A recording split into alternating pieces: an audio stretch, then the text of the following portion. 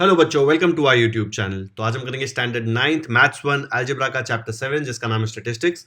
हम लोग इसका प्रॉब्लम सेट 7 कर रहे थे, जिसके लेक्चर 1 में मैंने आपको ये सारे क्वेश्चन सॉल्व करवा दिए मल्टीपल चॉइस क्वेश्चंस के। एंड आज हम करेंगे इसका लेक्चर 2 जिसमें हम लोग इसके आगे के क्वेश्चन सॉल्व करेंगे। अगर आपने इसके पहले के वीडियोस नहीं देखे हैं तो आपको ये चैप्टर डिफिकल्ट लग सकता है। बहुत ही इजी चैप्टर है। यहाँ पे आई के बाजू में एक लिंक आएगा, उस पर क्लिक करो और इस चैप्टर के सारे वीडियोस देख लो, ताकि ये जितना इजी है उतना इजी आपको लगे। डायरेक्टली ये देखोगे तो थोड़ा ट्रिकी लगेगा, ऐसा नहीं कि बहुत डिफिकल्ट लगेगा, बट मैं रेकमेंड करता हूं कि वो सारे वीडियोस देख लो। अलजेब्रा के ये वाले लिंक पे लाइन वाइज सारे प्रैक्टिस सेट के सोल्यूशंस आपको मिल जाएंगे। ज्योमेट्री के भी वीडियोस देखने हैं तो प्लेलिस्ट सेक्शन में ज्योमेट्री के वीडियोस अवेलेबल है, वहां जाके आप ज्योमेट्री वीडियोस भी देख सकते हैं। चलो शुरू करते हैं सेकंड क्वेश्चन से। सेकंड क्वेश्चन बोल रहा है the mean salary of 20 workers is 10,250। Number of workers दिया है, उनका मीन दिया हुआ है, ठीक है। If the salary of office superintendent is added the mean will increase by 750।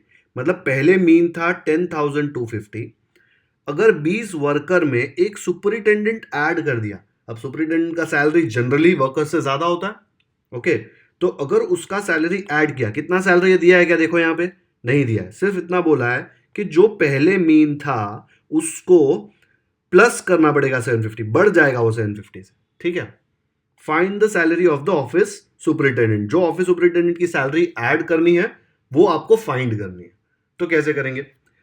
मैंने बताया था आपको एक बहुत ही इंपॉर्टेंट फॉर्मूला कि अगर आपको sum of all observations find करना है तो क्या था उसका formula?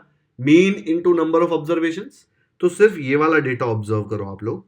Mean salary of 20 workers is 10,250।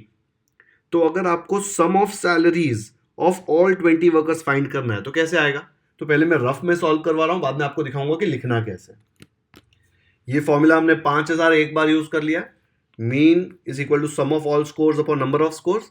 तो अगर sum of all scores find करना है ये वाले मीन के लिए तो क्या आएगा? ये नंबर ऑफ स्कोर्स को वहां पे भेज देंगे तो mean multiplied by number of scores आ जाएगा, क्योंकि यहाँ पे ये डिवाइड हो रहा है, वहां जाके मल्टीप्लाई होगा और बचेगा क्या? सम ऑफ ऑल स्कोर्स, ठीक है। तो सम ऑफ ऑल स्कोर्स का वैल्यू आपको पता चल जाएगा। अब यहाँ पे सम ऑफ ऑल स्कोर्स की जगह पे क्या आएगा? Sum of salary of 20 workers.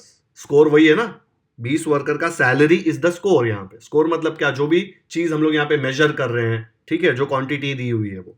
तो 20 वर्कर्स की जो सैलरी है उनका सम कैसे निकालेंगे? ये फॉर्मूला यूज करके। उसका मीन क्या है?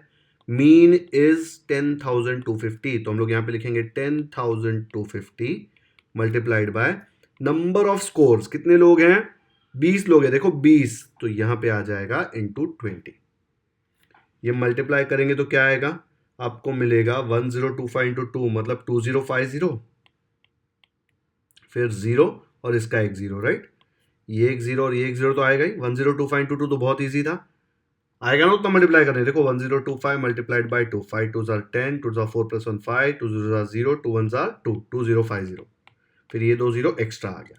तो ये है सम ऑफ सैलरीज ऑफ 20 वर्कर्स। अब वो बोल रहा है कि ये नंबर के अंदर हमने ऑफिस सुपरिटेंडेंट का सैलरी ऐड किया तो मीन विल इंक्रीज बाय 750। पहले मीन 10,250 था, अगर हमने ऑफिस सुपरिटेंडेंट का सैलरी ऐड कर दिया, मतलब क्या?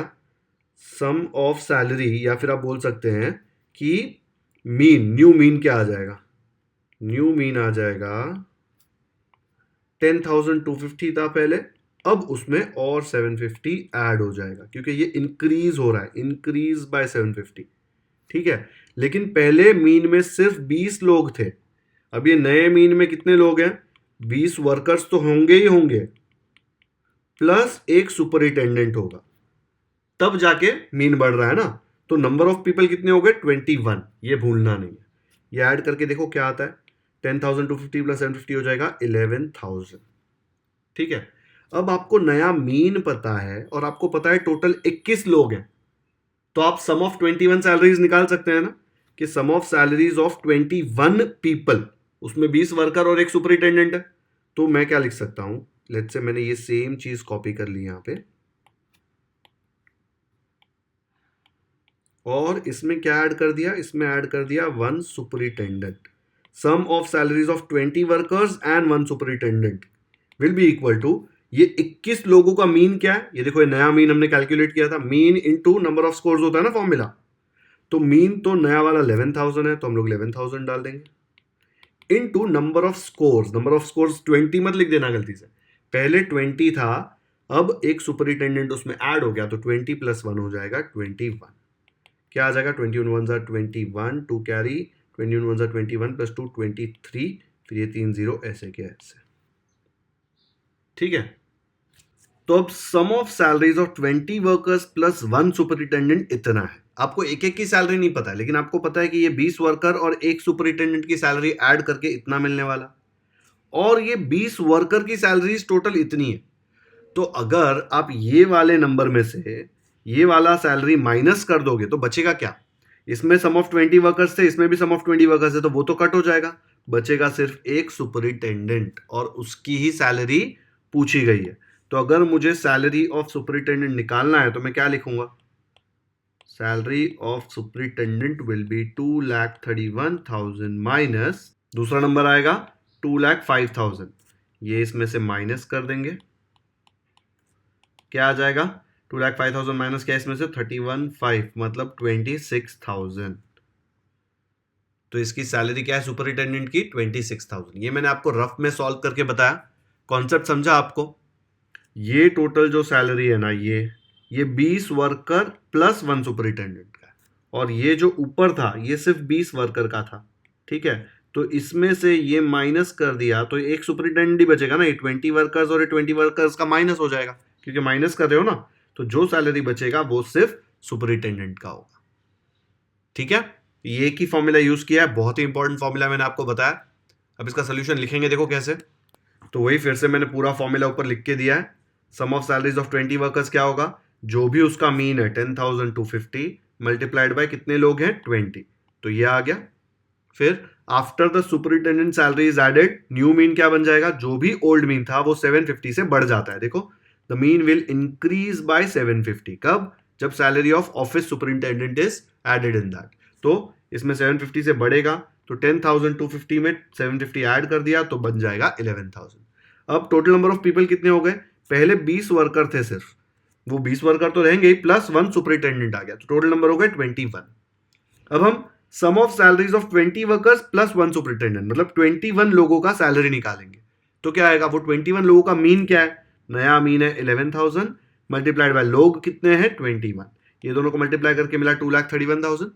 अब इसमें 20 वर्कर और एक सुपरिटेंडेंट का सैलरी है, इसमें सिर्फ 20 वर्कर का सैलरी है, तो अगर मुझे सुपरिटेंडेंट का सैलरी निकालना है तो इसमें से ये माइनस कर दूंगा, तो 2,31,000 माइनस 2,05,000 आ जाएगा सैलरी ऑफ सुपरिटेंडेंट, कितना आता है 26,000। तो आंसर आ गया सैलरी ऑफ सुपरिटेंडेंट इज ₹26,000। ये है इसका पूरा सोल्यूशन। देख लो एक बार अच्छे से,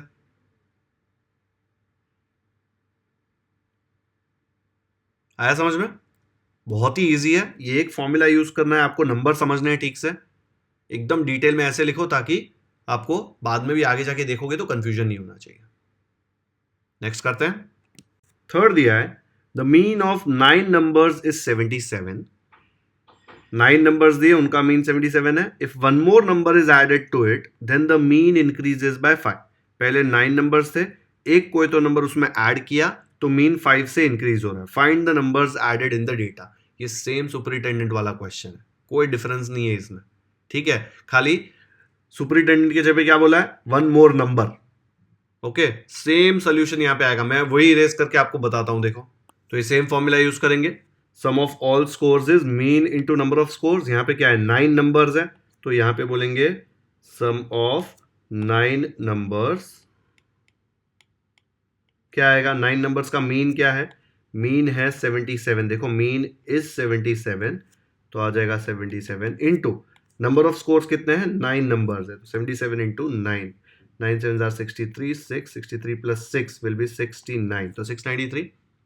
अब नया मीन क्या है, नया मीन में हम लोग जो पहले के 9 नंबर्स थे वो तो है ही, ठीक है 9 नंबर्स तो है ही, प्लस एक और एक्स्ट्रा नंबर डाला है।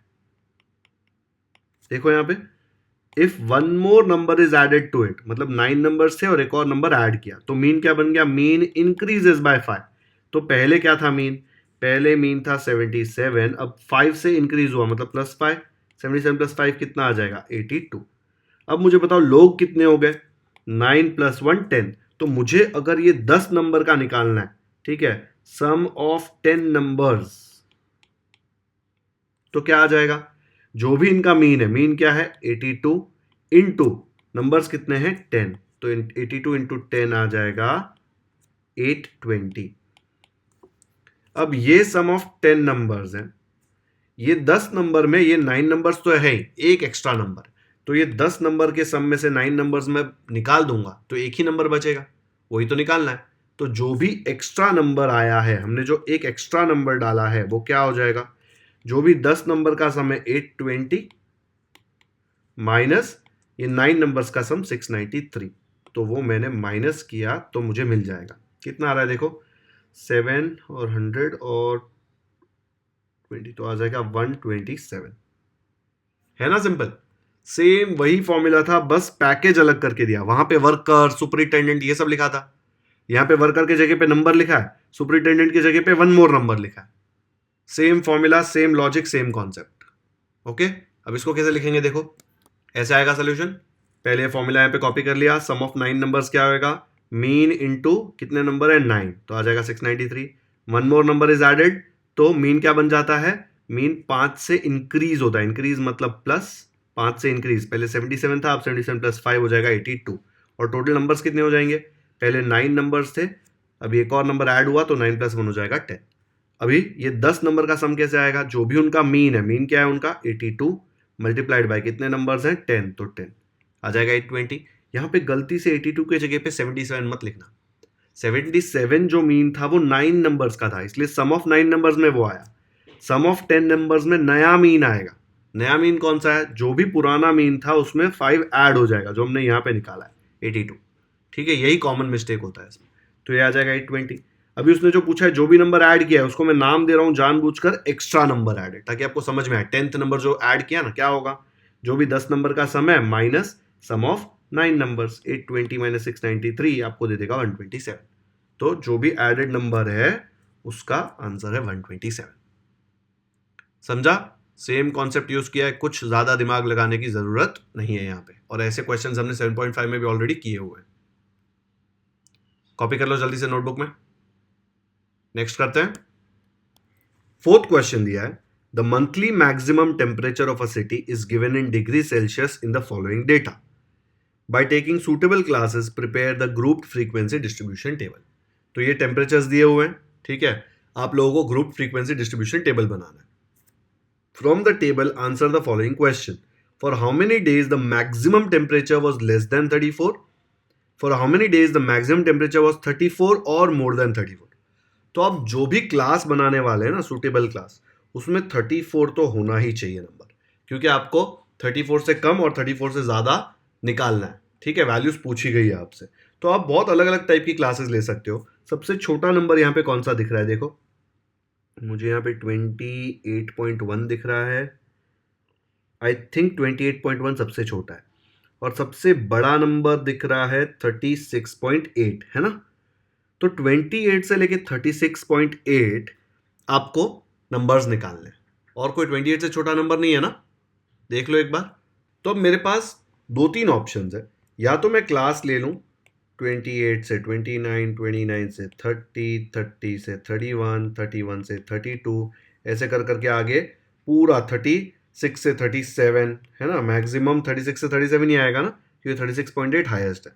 या फिर मैं 2-2 की जोड़ी बना दूं, मुझे 34 चाहिए, देखो यहाँ पे क्या आएगा, 32 से 33, 33 से 34, 34 से 35, फिर 35 से 36। मुझे ये वैल्यू में इंटरेस्ट है, क्योंकि मुझे पूछा गया है लेस देन 34, तो वो यहाँ पे मैं निकाल लूंगा, और 34 और मोर देन 34 वो मैं ये वाले वैल्यू में निकाल लूंगा।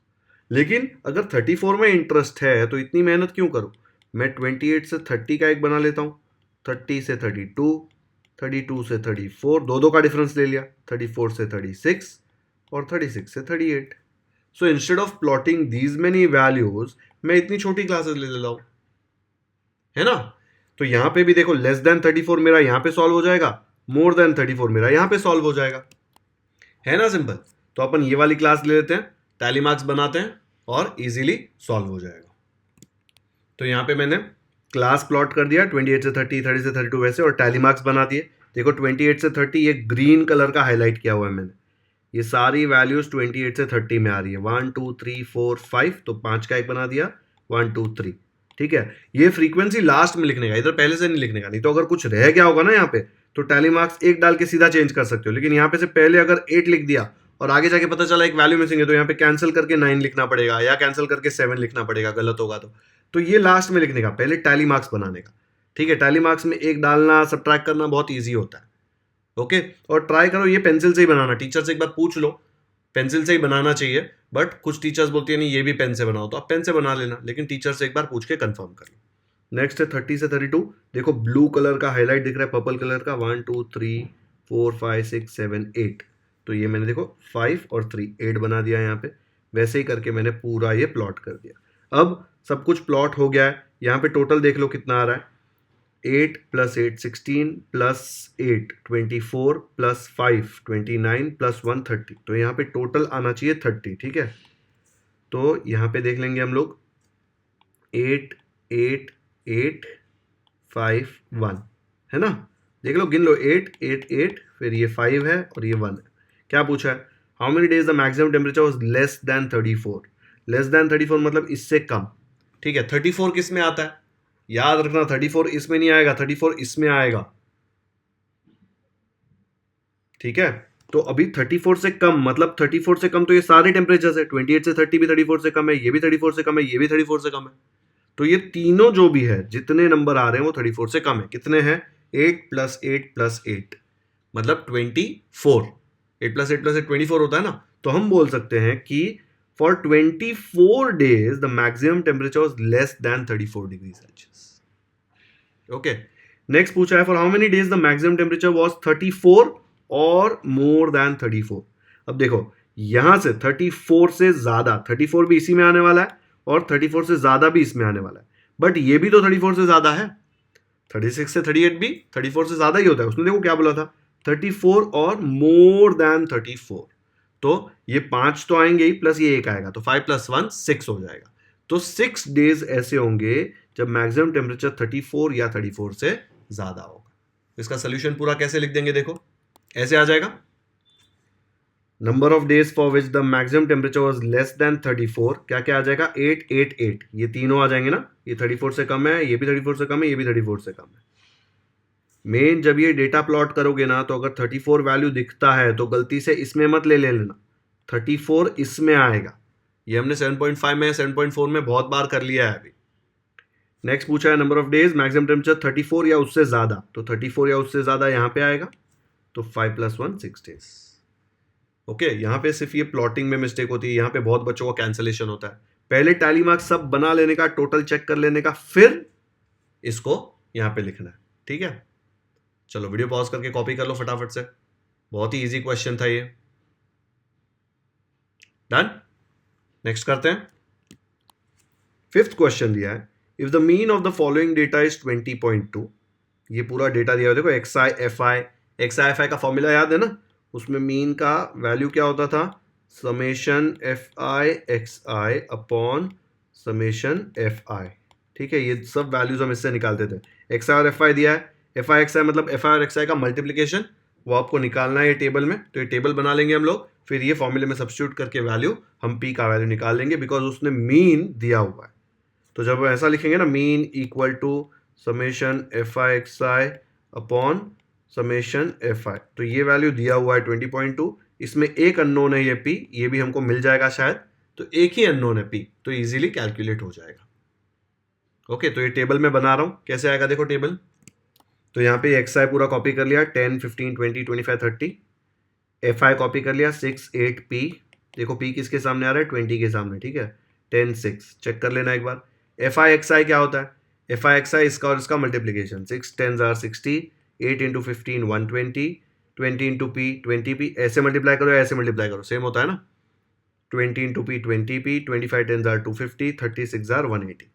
फिर आप यहाँ पे इनको ऐड कर दोगे, कितना आता है, 6 + 8 14, 14 + 6 20, 20 + 10 30, और ये P भी तो ऐड होगा, तो 30 प्लस ये P आ जाएगा यहाँ पे, और यहाँ पे ये सबको ऐड करेंगे तो हमको मिलेगा 610 प्लस 20p। ये 30 प्लस p मैंने अभी आपको बताया, लेकिन ये सबका सम है ना, सम मतलब सिग्मा साइन, इसको समेशन सिग्मा कुछ भी बोल सकते हो, समेशन बोलो ताकि समझ में आए, समेशन मतलब सबका सम, ठीक है। तो इन सबका सम आया 30 प्लस p, इन सबका सम आया 610 प्लस 20p। बहुत ही ईजी है कैलकुलेट करना, देख लो यहाँ पे, ये 120 और 180 को ऐड किया तो हो जाएगा 300, 300 और 60 को ऐड किया तो हो जाएगा 360, 360 और 250 को ऐड किया तो हो जाएगा 610, और ये 20p तो है ही, उसका 20 इसमें 610 और 20 630 मत कर देना, ये 20 के साथ p है, ये 610 के साथ p नहीं है, तो आप ये दोनों को ऐड नहीं कर सकते ऐसे, ठीक है। मीन का फॉर्मूला है summation F I x I upon summation F I, और मीन को एक्स बार बोलने का एक नोटेशन है, लिखते हैं ऐसे एक्स बार, नहीं लिखोगे तो भी चलेगा यहाँ पे, बट लिख दो क्योंकि आगे जाके आप हमेशा मीन लिखने की जगह पे एक्स बार ही लिखोगे, इतना बड़ा मीन लिखना नहीं पड़ेगा। तो मीन का वैल्यू 20.2 दिया हुआ है क्वेश्चन में, बट हमारे पास समेशन एफ आई एक्स आई का वैल्यू है 610 प्लस 20p, और समेशन एफ आई की जगह पे हम लोग डाल देंगे 30 प्लस p। मुझे अगर p का वैल्यू चाहिए तो ये इसको सिंप्लीफाई करो, 30 प्लस p को वहां भेजो, यहाँ पे 30 प्लस p डिवाइड हो रहा है, वहां जाके मल्टीप्लाई हो जाएगा, ओके। फिर ये 20.2 को 30 से मल्टीप्लाई कर दो, यहाँ पे देखो 20.2 मल्टीप्लाइड बाय 30, ठीक है। तो अगर ये जीरो के साथ ये डेसिमल चला गया तो क्या बन जाएगा, 202 इंटू 3 हो जाएगा ना, ये जीरो है ना यहाँ पे, ये भी मल्टीप्लाई करके देखो, ये करो सेम आएगा, तो क्या आएगा 3 2 जार 6, 3 2 जार 0, 3 2 जार 6, तो आगे आपको 606, फिर 20.2 p से मल्टीप्लाई होगा तो 20.2 p आएगा, ये सेम टू सेम रहेगा। अब मुझे p का वैल्यू चाहिए, तो p के जो नंबर्स है ये वाला उसको उधर लेके जाओ, यहाँ पे प्लस है, इधर आके माइनस हो जाएगा, ये 610 इधर ही रहेगा, ये 606 को उधर भेज दूंगा तो यहाँ पे प्लस है, वहां जाके माइनस हो जाएगा, 610 माइनस 606 हो जाएगा 4, 20.2 में से 20 माइनस कर दूंगा तो बचेगा क्या 0.2, फिर ये p का वैल्यू क्या आएगा, 0.2 को उधर भेज दो तो यहाँ पे मल्टीप्लाई हो रहा है, वहां जाके डिवाइड होएगा, तो क्या आएगा देखो यहाँ पे 4 डिवाइड बाय 0.2 को आप क्या कर सकते हो, ऊपर नीचे 10 से मल्टीप्लाई कर दो तो क्या हो जाएगा, ऊपर 40 और नीचे 0.2 इंटू 10 आ जाएगा 2, ठीक है। फिर कट करेंगे, 2 1 जार 2 2 जार 2 0 जार 20 आ जाएगा, देखो यहाँ पे 40/2, तो इसको कट करोगे 2 1 जार और ये हो जाएगा 2 2 जार 4, 2 0 जार 0, तो आंसर आ गया 20। तो p का वैल्यू हमने निकाल दिया 20। ये 4/0.2 देखो, यहां से एक डेसिमल हटाना है ऐसे तो ऊपर एक जीरो डालना पड़ता है, ये तो रूल था बचपन में सीखा है, ठीक है। या तो ऊपर नीचे 10 से मल्टीप्लाई कर दो तो इधर से डेसिमल हट जाएगा ना, तो ये आ गया पूरा सोल्यूशन। ये रफ वर्क पीछे करना, बहुत ही सिंपल है ये भी, बस यहाँ पे वेरिएबल के लिए सॉल्व कर रहे हैं, हमको तो वेरिएबल के लिए सॉल्व करना आता है, फॉर्मूला बस याद कर लेना ये वाला, तो ये क्वेश्चन ईजी हो जाएगा।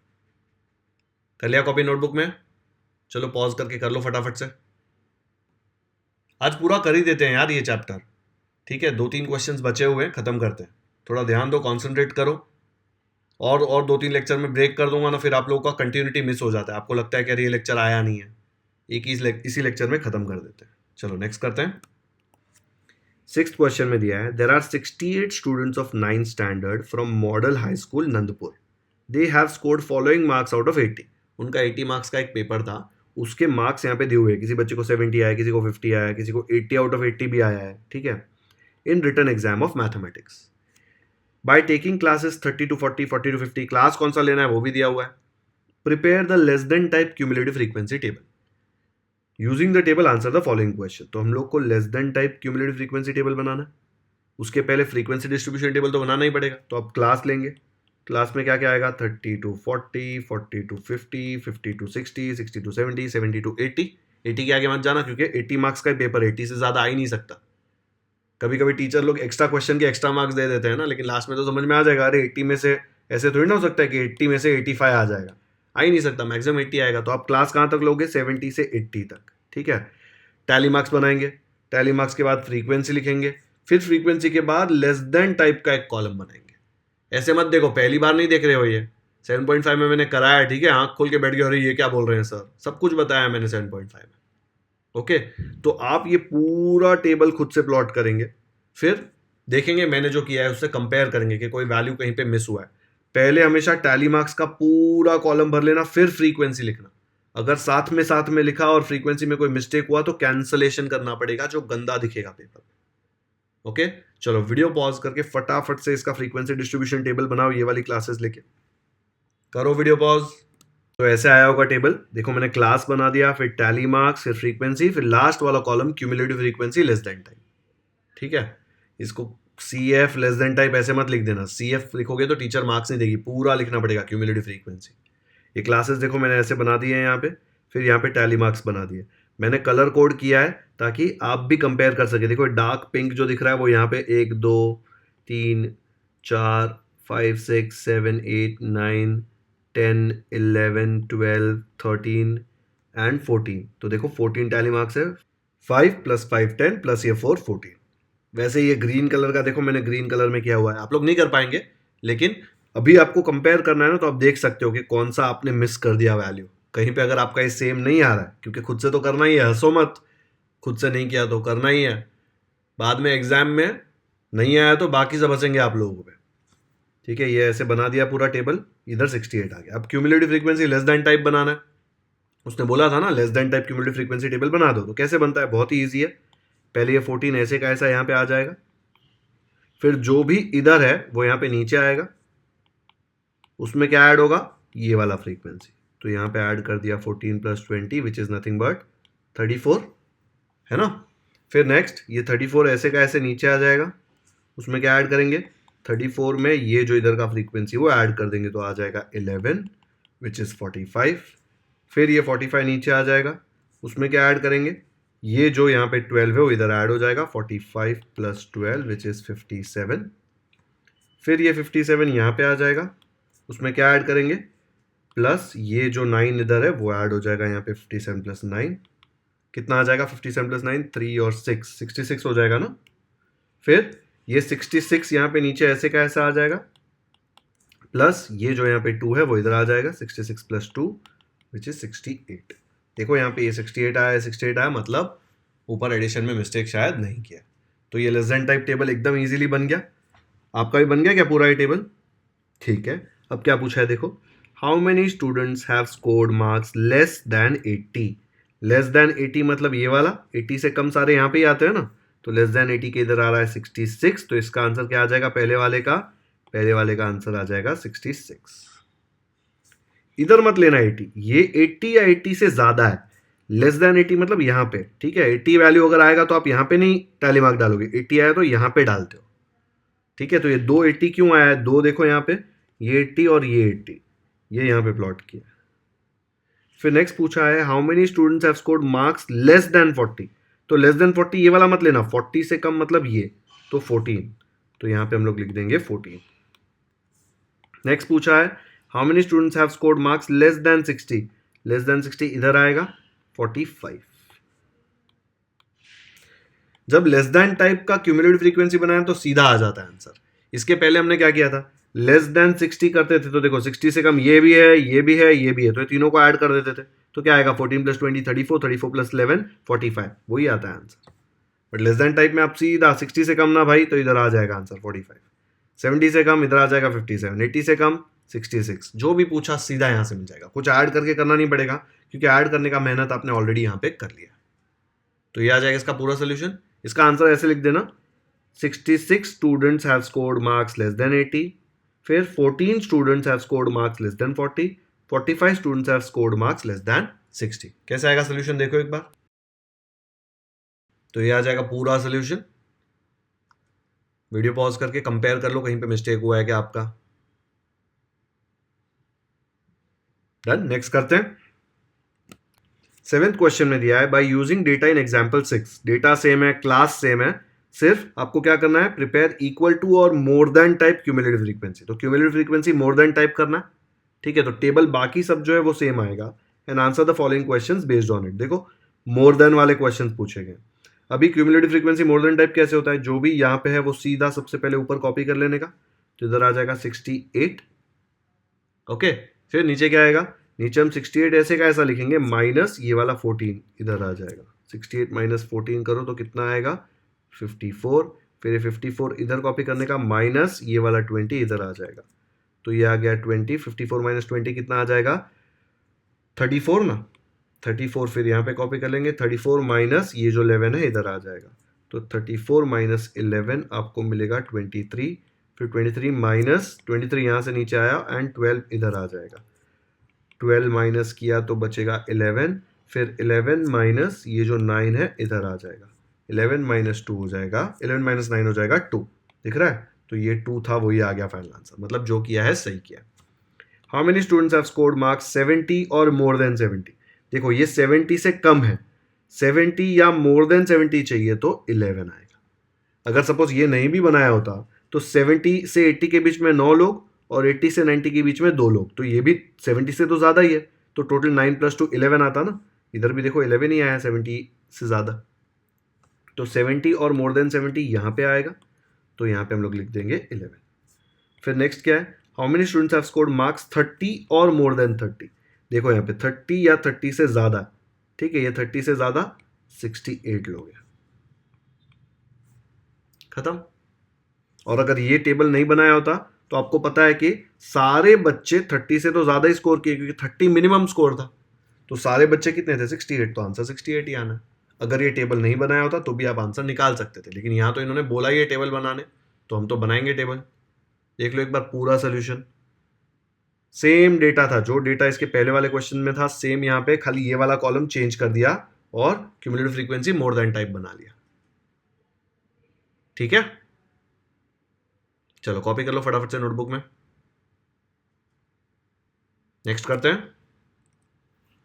8th क्वेश्चन दिया है, there are 10 observations arranged in ascending order as given below.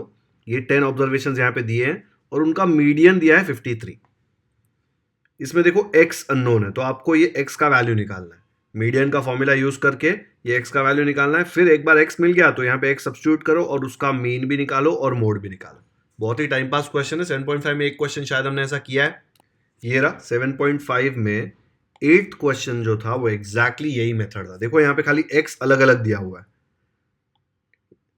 In fact miscellaneous जो प्रॉब्लम सेट का क्वेश्चन है वो बहुत सिंपल है, इसमें भी 10 ऑब्जर्वेशंस थे, उसमें भी 10 ऑब्जर्वेशंस है, तो ये सेम मेथड यूज करके x का वैल्यू निकालो, फिर x सब्स्टिट्यूट करो और यहाँ पे एक्स्ट्रा क्या पूछा है, इसके बाद आपको मीन और मोड पूछा गया, ठीक है। तो ये x निकालना तो सेम मेथड है, इसमें भी हम लोग सेम मेथड से कर लेंगे, ठीक है, ये वाले क्वेश्चन में। और फिर x आ गया, उसके बाद हम लोग मीन और मोड भी निकाल लेंगे। मैं चाहता हूं कि आप लोग ये क्वेश्चन पूरा खुद से ट्राई करो ताकि आपका ये प्रैक्टिस हो जाए। x देख के डरना नहीं है, 7.5 में सेम क्वेश्चन किया हुआ है तो आपको आना ही चाहिए। ओके चलो पॉज करो और खुद से सॉल्व करो पूरा, ऐसे आ जाएगा पूरा सोल्यूशन। नंबर ऑफ ऑब्जर्वेशंस है 10, क्वेश्चन में दिया हुआ है, तो मीडियन क्या आएगा, देखो 5th और 6th जो नंबर होगा उसका एवरेज लेना पड़ेगा, बिकॉज ये दोनों नंबर देखो अगर खाली ये बीच में लिया तो 1 2 3 4 आगे नंबर, 1 2 3 4 5 पीछे, तो ये बीच में नहीं आ रहा। सिमिलरली x+2 लिया तो उसके आगे 5 आएंगे, पीछे 4 आएंगे। तो जब भी इवन ऑब्जर्वेशन देंगे तो हमको बीच में 2 नंबर का एवरेज लेना पड़ता है। तो 5th and 6th numbers are in the middle position, इनका नंबर क्या है देखो x and x+2। फिर यहाँ पे x and x+2 का एवरेज निकालेंगे, x + x+2 divide by 2, 2 number है ना 1 2, फिर यहाँ पे x + x हो जाएगा 2x, ये 2 यहाँ पे नीचे डिवाइड हो रहा है, वहां जाके मल्टीप्लाई हो जाएगा तो हो जाएगा 53 × 2, 1x + 1x हो जाता है 2x + 2 ऐसे ही 2 यहाँ पे मल्टीप्लाई हुआ, 53 × 2 हो जाएगा 106। ये 2 को इधर लेके आओ, ये प्लस है, वहां जाके माइनस, 106 - 2 आएगा 104, इधर सिर्फ 2x बचेगा। 2 यहाँ पे मल्टीप्लाई हो रहा है, वहां जाके डिवाइड होगा तो 104 डिवाइड बाई 2, कट करो, 2 1 जार 2 5 जार 10, 2 2 जार 4, तो आ गया 52, ठीक है। ये आपको कट करके आया है यहाँ पे 2 1 जार और ये हो गया 2 5 जार 2 2 जार। तो x का वैल्यू जैसे 52 आया आप मीन निकाल सकते हो। कैसे? क्योंकि आपको पता है कि अब नंबर्स क्या हो गए, ये नंबर हो जाएगा 52 और ये हो जाएगा 52 + 2 विच इज नथिंग बट 54। सारे नंबर्स आपके पास है तो आप उसका मीन इजीली निकाल सकते हो। तो मीन क्या आ जाएगा, मीन में आप लिखेंगे sum of all observations upon number of observations. सारे नंबर्स से बीच में x के जगह पे 52 और x + 2 के जगह पे 52 + 2, x + 2 था ना वो नंबर, देखो यहाँ पे x + 2, तो ये आ जाएगा 52 + 2 विच इज नथिंग बट 54। ये सबको ऐड करोगे ऊपर तो आएगा 559। नीचे 10 क्यों आ रहा है, बिकॉज टोटल नंबर्स 10 थे। क्वेश्चन में दिया हुआ है कि यहाँ पे 10 ऑब्जर्वेशंस हैं, तो डिवाइड बाय 10 किया तो यहाँ पे एक डेसिमल पॉइंट आ जाएगा ना, 55.9 बन जाएगा। नीचे 10 है ना, तो मीन आ गया 55.9। अब आपको नंबर्स ऑलरेडी पता है, x के जगह पे आपने ये लिख दिया 52 और x + 2 के जगह पे 54, 52 + 2 54 होता है ना। अब कौन सा ऑब्जर्वेशन सबसे ज्यादा बार रिपीट हो रहा है, देखो 52 सबसे ज्यादा बार रिपीट हो रहा है, तो वो बन जाएगा अपना मोड। लिख देने का which is repeated maximum number of times is 52, therefore the mode of the given data is 52। देख लो सॉल्यूशन एक बार, कुछ नया नहीं किया है इसमें। मीडियन दिया हुआ था, मीडियन यूज करके एक्स निकाला, एक्स यूज करके मीन निकाला, फिर वही जो डेटा आया था वो यूज करके मोड निकाला।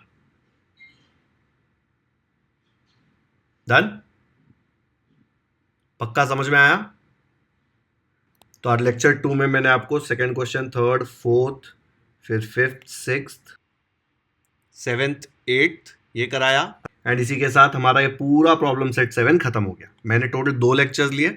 लेक्चर 1 में मैंने सिर्फ आपको फर्स्ट मल्टीपल चॉइस क्वेश्चन जो था वो पूरा कराया था, और लेक्चर 2 में 2 से लेके हम लोगों ने 8 तक सब कुछ खत्म कर दिया। तो ये चैप्टर भी पूरा खत्म स्टैटिस्टिक्स, और ये प्रॉब्लम सेट भी खत्म। अच्छे से प्रैक्टिस करो। आज का लेक्चर यहीं पे खत्म करते हैं। अगर वीडियो पसंद आया तो लाइक जरूर करें, लिंक अपने दोस्तों के साथ भी शेयर करें ताकि ज़्यादा से ज़्यादा लोग ये वीडियो देखें और सबको समझ में आ जाए। अगर चैनल को सब्सक्राइब कर दिया है तो थैंक यू, नहीं किया है तो क्यों वेट कर रहे हो, कर लो सब्सक्राइब। हम बहुत ही डिटेल में सारे लेक्चर्स अपलोड करते हैं। 9th स्टैंडर्ड का अलजेब्रा ज्योमेट्री ऑलरेडी मैंने पूरा कंप्लीट कर दिया है। आप कमेंट में मुझे बताइए कहीं पे डाउट्स है तो उसके ऊपर मैं अलग लेक्चर्स अपलोड कर दूंगा। और अगर आपको कोई भी क्वेश्चन मैंने खुद से सॉल्व करने बोला है और आपने वो सॉल्व किया और करेक्ट आंसर आया तो मुझे ज़रूर बताएं कमेंट्स में, क्योंकि वो पढ़कर मुझे बहुत अच्छा लगता है, क्योंकि मुझे पता चलता है जो मैं मेहनत कर रहा हूँ वो वेस्ट नहीं हो रही, ठीक है, किसी के काम आ रही है। Thank you so much for watching this video.